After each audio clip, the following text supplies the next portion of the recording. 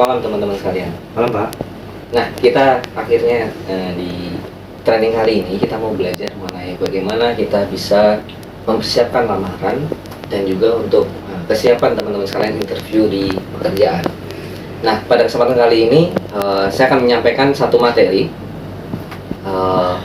di mana poin-poin yang nanti teman-teman dapatkan itu paling tidak ada 5 materi yang kita lakukan di training pada kesempatan kali ini. Yang pasti yang pertama adalah kita bicara kemampuan untuk mengakses informasi. Tentunya pada saat kita ingin bekerja di satu tempat, kita ingin memperoleh pekerjaan yang sesuai dengan impian kita harus tahu dulu informasinya. Kita mampu mengakses segala macam informasi yang terkait dengan lowongan pekerjaan yang jadi impian kita. Yang kedua, kita harus mampu mengidentifikasi lowongan yang sesuai dengan diri kita. Ya, jadi kita tidak bisa sembarangan mengambil pekerjaan yang memang tidak sesuai dengan kompetensi kita, tidak sesuai dengan keinginan kita, atau tidak sesuai dengan harapan kita bekerja di tempat tersebut. Tentunya yang ketiga, setelah kita menemukan lowongan yang sesuai dengan harapan kita mampu mengidentifikasi, kita tentunya melakukan aktivitas yang namanya melamar pekerjaan tersebut. Ya. Jadi poin-poin ini yang perlu menjadi perhatian teman-teman. Pada saat 1, 2, 3 poin ini sudah kita lakukan, kita harus mempersiapkan diri. Ya, kita persiapkan diri kita untuk bisa menghadapi yang namanya wawancara kerja. Nah, wawancara kerja ini mungkin terdengar sesuatu yang simpel. Banyak orang sudah melakukannya. Ya. Tapi harapannya adalah pada saat kita wawancara ini, kita pengennya melakukan yang terbaik. Ya, dengan apa? Kemampuan soft skill kita, interpersonal kita yang baik, ya, kepercayaan diri kita yang baik, public speaking kita juga yang bagus, dan pastinya komunikatif. Nah, yang terakhir, pada saat kita sudah memahami poin-poin yang tadi saya sampaikan, terakhir kita bisa mengikuti wawancara kerja itu dengan lebih optimal. Sebelum saya memulai training ini, teman-teman sekalian, izinkan saya memperkenalkan diri. Pada kesempatan kali ini, training ini akan saya sampaikan selaku trainer. Nama saya adalah Martin Purnama Chandra. Kebetulan mungkin teman-teman juga sudah tahu ya, dapat informasinya bahwa saya adalah saat ini menjabat sebagai Kepala Bidang Career Center di Universitas kita. Nah, yang berikutnya, saya kebetulan juga sebagai dosen di program studi hubungan internasional. Saya juga melakukan beberapa trainer yang sesuai dengan teman-teman ikuti ini, di bidangnya adalah soft skill teman-teman ya. Ini untuk menunjang karir teman-teman nanti ke depannya pada saat berkarir ya. Nah, oke, teman-teman sekalian. Jadi sebelum materi kita mulai, kita tentunya juga ada safety briefing ya, supaya ini jadi sebagai prosedur juga sebelum kita masuk ke acara inti. Jadi untuk safety briefing di sini, saya perlu memperkenalkan ruangan di sini adalah kita memiliki 2 buah pintu. Ada pintu utama dan pintu tambahan. Jadi ini sifatnya untuk kondisi darurat, di mana kalau yang pintu utama di belakang Anda, ada di belakang sebelah sana ya, di ujung sana, itu membukanya dengan didorong ya. Ini kondisi pada saat teman darurat. Ada pintu tambahan di sebelah kiri ya, sebelah kiri rekan-rekan semua, itu membukanya dengan ditarik ya. Ini kondisi safety briefing selanjutnya. Jadi di sini kita bukan nanti kalau terdengar sirine atau alarm tanda darurat kebakaran teman-teman ya, ini bukan sedang simulasi ya. Jadi ini bukan kondisi darurat sesungguhnya. Jadi teman-teman diharapkan selama mengikuti training ini, jika terdengar sirine, ya teman-teman mengikuti apa-apa yang sudah saya sampaikan tadi ya. Sudah siap semua ya buat pelatihan malam hari ini ya teman-teman ya. Saya lihat juga teman-teman semua sudah hadir, sudah siap, sudah antusias, sudah semangat juga ya untuk mengikuti pelatihan kesempatan kali ini. Saya coba dulu nih absen secara random ya, untuk mengecek ke antusias teman-teman juga ikut pelatihan. Prima Aditya sudah hadir ya? Ya, hadir Pak. Oke, mantap ya, terima kasih. Selanjutnya ada Kiki Amelia ya. Saya lihat sudah hadir juga, terima kasih. Oke. Jadi ini topik yang sangat menarik sekali. Banyak orang menyepelekan ya. Sesuatu yang sederhana namun banyak orang gagal terjebak karena dari mulai menginginkan untuk melamar pekerjaan membuat lamaran kerjanya sudah tidak optimal. Ya. Harapannya adalah teman-teman sekalian, dengan sudah mengikuti pelatihan ini, saya berharap teman-teman sekalian ya tidak sia-sia nanti bisa membuat lamaran kerja dengan sebaik mungkin. Jadi teman-teman akan kompeten. Nah, kompetensi di sini diharapkan adalah teman-teman memahami knowledge-nya, ya, pengetahuannya. Teman-teman punya skill-nya juga, ya. Sekaligus teman-teman punya attitude yang baik pada saat menjadi seorang kandidat yang melamar pekerjaan dengan optimal. Saya lihat setidaknya ada 3 poin yang perlu teman-teman perhatikan Ya, ini juga untuk kelancaran nanti teman-teman sukses dalam berkarir. Yang pertama adalah membuat lamaran pekerjaan ini harus menarik, ya, sesuai standar, sesuai yang diharapkan oleh HRD di perusahaan-perusahaan bonafit, perusahaan-perusahaan ternama. Yang berikutnya adalah teman-teman harus melengkapi surat lamaran pekerjaan itu dengan riwayat hidup yang paling update, teman-teman. Ya, tentunya adalah orang yang ingin mempekerjakan teman-teman, ingin merekrut teman-teman berkarir di perusahaannya, itu sudah melihat profil diri teman-teman yang paling update. Ya, harus selalu diperbarui CV itu. Yang terakhir adalah teman-teman harus bisa mengirimkan lamaran itu tepat waktu. Kenapa? Sebagus apapun surat lamaran pekerjaan kita, seoptimal apapun CV kita, namun pada saat teman-teman kurang memperhatikan deadline dari kapan harus mengirimkan lamaran itu, nah, begitu sudah ditutup, pupus sudah impian kita, teman-teman. Makanya harus diperhatikan dari semua komponen ini. Terakhir adalah setelah lengkap semua berkas, teman-teman harus memperhatikan kapan harus submit dokumen lamaran pekerjaan, teman-teman. Itu yang paling penting. Kadang banyak sekali kita suka lupa, teman-teman, ya. Nah, berikutnya, manfaat dari kita belajar mengenai bagaimana kita mempersiapkan lamaran kerja, kita juga optimal dalam interview. Kita harus bisa terus meningkatkan kualitas lamaran kerja kita. Harapannya adalah kita ingin mendapatkan pekerjaan yang diinginkan, ya. Dengan kualitas yang terus di-upgrade. Apalagi teman-teman di sini sudah meluangkan waktu, antusias untuk mengikuti pelatihan yang kita selenggarakan ini. Harapannya adalah teman-teman bisa mendapatkan pekerjaan yang sudah menjadi target bidikan teman-teman selama ini, gitu ya. Berikutnya, di sini ada setidaknya sebelum kita mulai lebih dalam lagi ke materi, saya ingin sedikit jajak pendapat, ya.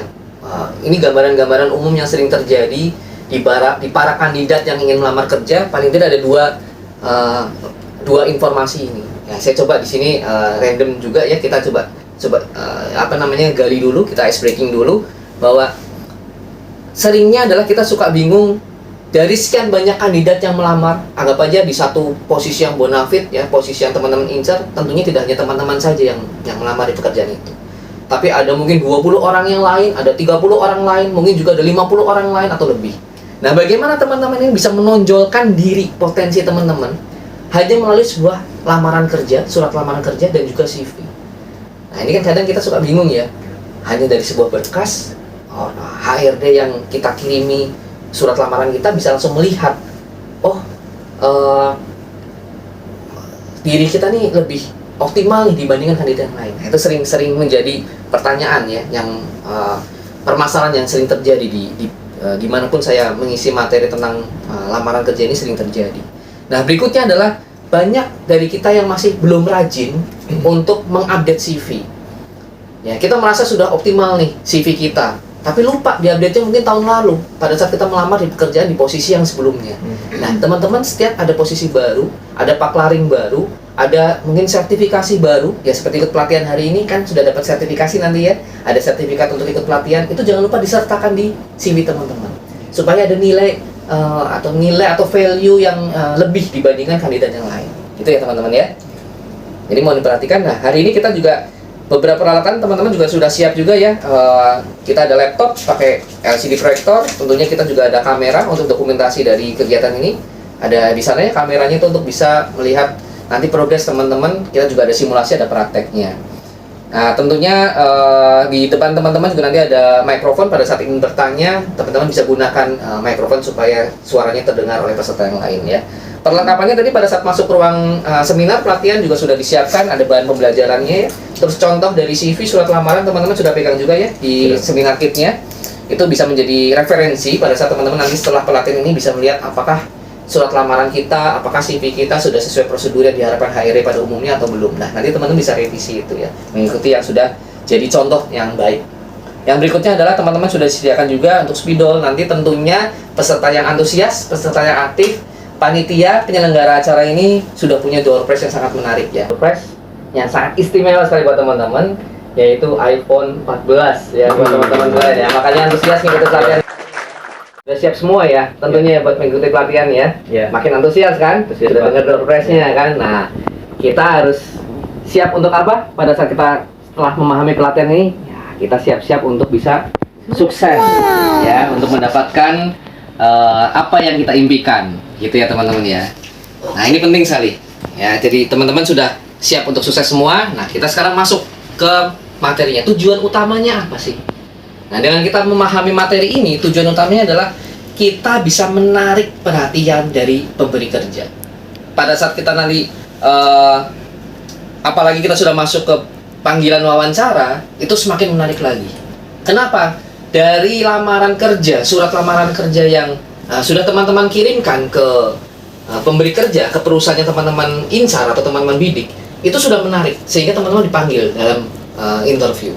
Tunjukkan lagi antusiasme teman-teman, tunjukkan lagi attitude teman-teman, skill teman-teman, terutama soft skillnya ya, itu akan membuat, nah ini di sini selanjutnya, kualifikasi teman-teman bisa ditunjukkan dengan baik, dengan optimal.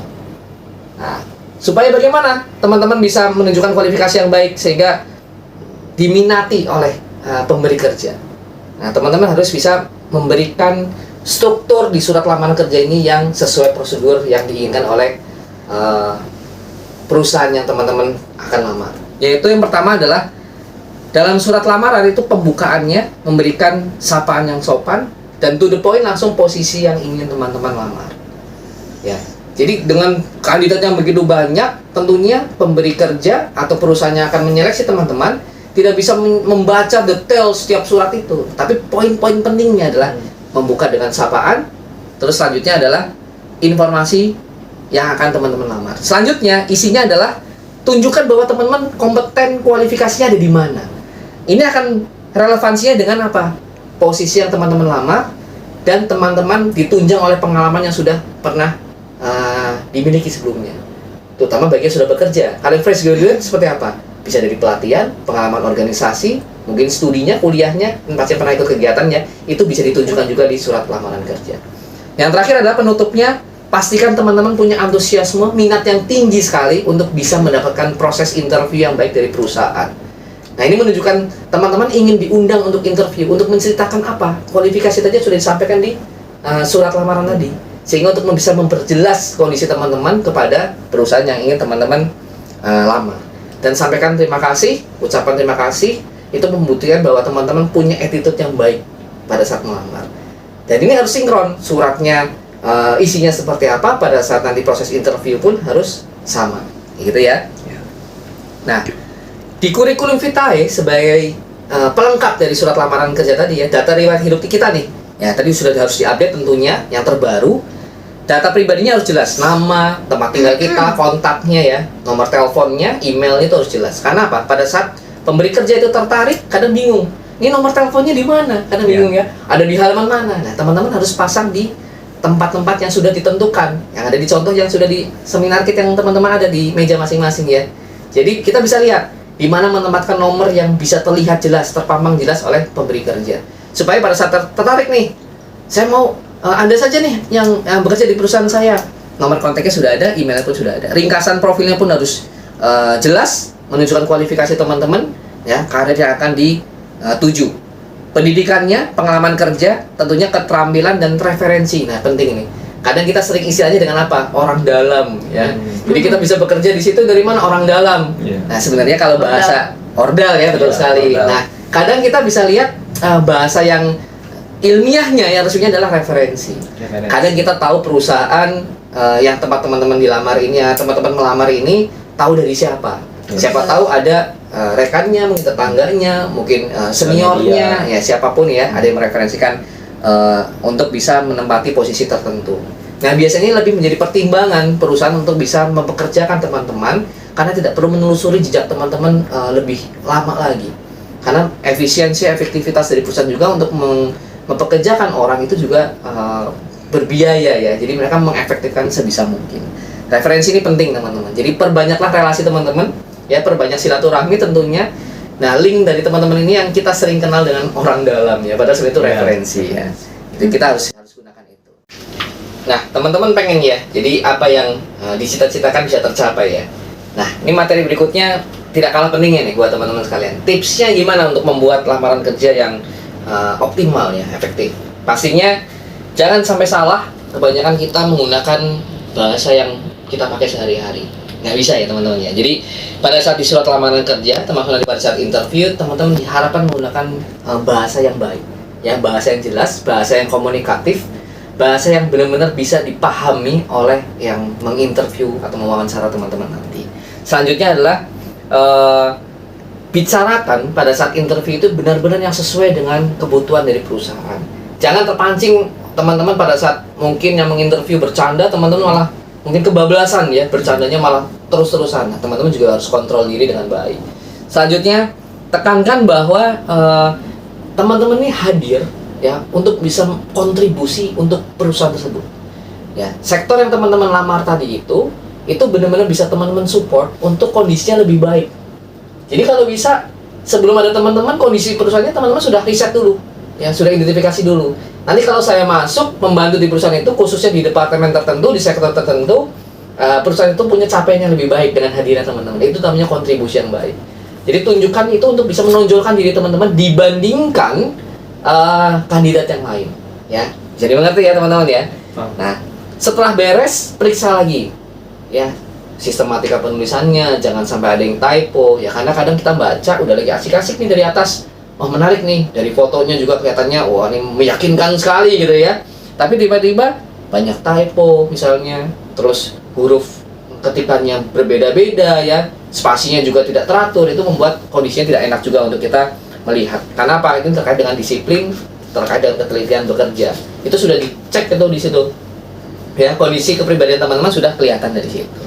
Bisa dimengerti ya teman-teman ya. Nanti kalau mau tanyakan silakan, nanti kita bisa kita diskusikan di sesi akhir pada saat tanya jawab nanti ya. Teman-teman tidak lupa ya. Jadi setelah mempersiapkan semua, perhatikan mengumpulkan lamaran kerjanya tepat waktu. Ya, melalui apa? Ada beberapa pilihan ya. Tidak semua perusahaan melalui email, tidak semua perusahaan melalui portal karir ya.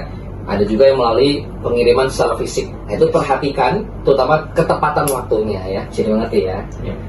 Nah, nanti kita juga ada simulasi, ada prakteknya ya, sesuai dengan yang sudah diterima oleh teman-teman di seminar kitnya ya. Nanti diikuti. Kita akan di akhir acara kita akan praktek lamaran kerjanya sudah bagus belum, CV-nya sudah bagus atau belum. Oke. Nah, saya berharap teman-teman kembali lagi pada saat ingin sukses di karirnya nanti dengan lamaran kerjanya harus teliti, gigih, jangan pernah putus berjuang untuk mendapatkan pekerjaan impian. Harus cermat, yang mulai dari surat lamarannya rapi, tidak ada typo dan lain-lain, itu bentuk kecermatan.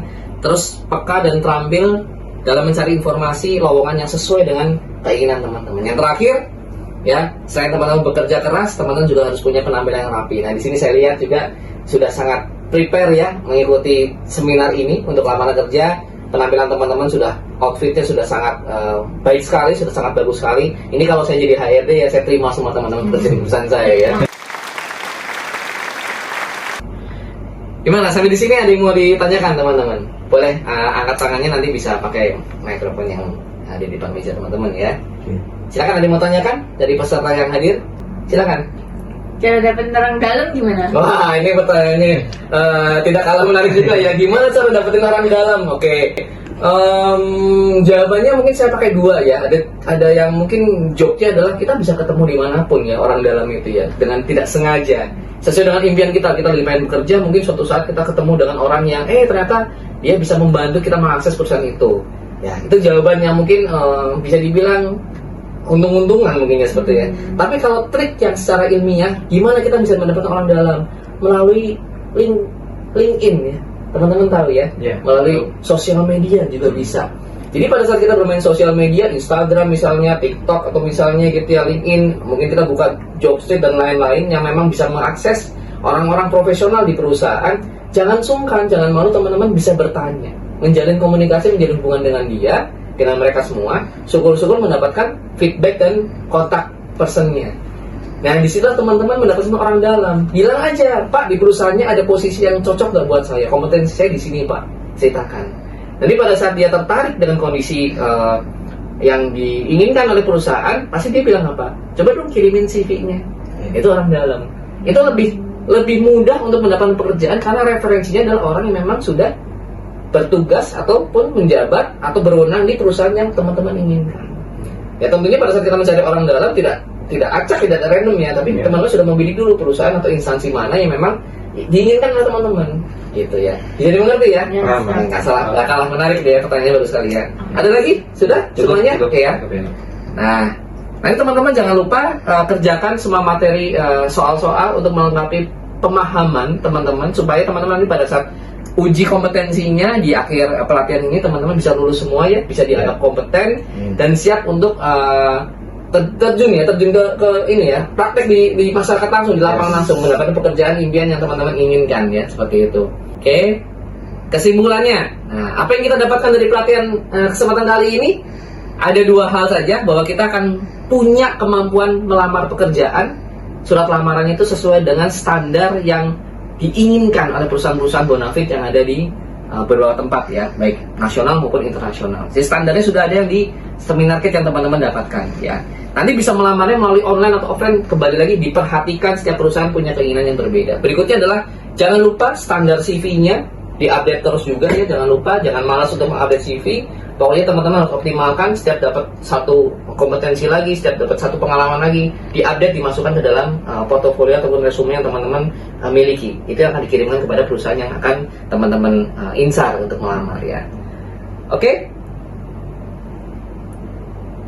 Saya ingatkan kembali lagi nanti ya, untuk tugasnya jangan sampai lupa. Ya, ini kan sebagai syarat untuk teman-teman dinyatakan kompeten. Tentunya terima kasih sudah memperhatikan pelatihan hari ini. Ya, terima kasih sekali teman-teman sudah hadir, antusias. Dan jangan lupa di akhir acara panitia akan mengumumkan siapa yang mendapatkan door prize ya, iPhone. Semoga teman-teman beruntung dan memang saya yakin ini sangat bermanfaat buat teman-teman ya. Terima kasih. Saya Martin undur diri sudah mendengarkan saya. Selamat malam. Selamat malam.